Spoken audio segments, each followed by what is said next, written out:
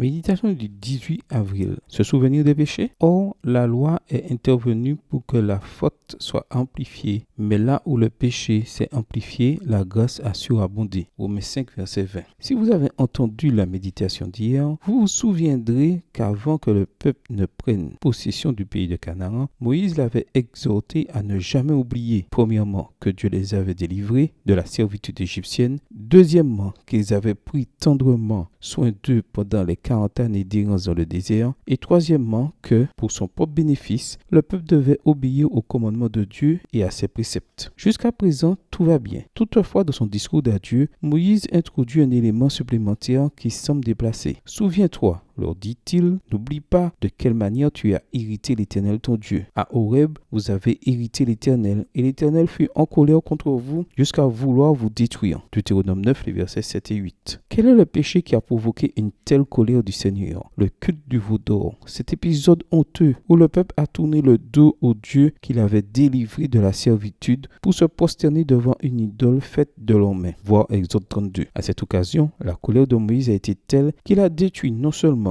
le veau d'or, mais aussi les tables de la loi écrites avec le doigt de Dieu. Maintenant, pourquoi Moïse leur demande-t-il de se souvenir d'une scène aussi embarrassante de l'histoire d'Israël? La réponse se trouve dans Deutéronome 10. En ce temps-là, l'Éternel me dit, taille 2 tables de pierre comme les premières. J'écrirai sur ces tables les paroles qui étaient sur les premières tables que tu as brisées. Deutéronome 10, versets 1 et 2. Moïse dit en fait que c'est pendant la période de la plus grande apostasie de l'histoire d'Israël que la grâce merveilleuse de Dieu s'est manifestée de la manière la plus extraordinaire. Les nouvelles tablettes de la loi ne contiendraient pas seulement le même texte que les premières, mais témoigneraient aussi de la façon éloquente de l'amour d'un Dieu qui prend plaisir à toujours donner une seconde chance. Voir Exode 34. N'est-ce pas ce que Dieu a fait pour son peuple à travers les âges? Plus notre péché a été grand, plus la grâce de Dieu a été grande en nous pardonnant et en nous donnant une nouvelle chance. Que dire alors? Eh bien, nous dirons avec Moïse que nous devons nous souvenir de nos veaux d'or, car si ces chutes nous apprennent quelque chose, c'est que lorsque le péché abonde, alors la grâce de Dieu surabonde. Prière. Merci mon Père, parce qu'en ce temps-là, quand tout semblait perdu pour moi, tu m'as donné une seconde chance. Bonne journée à vous et que le Seigneur vous bénisse.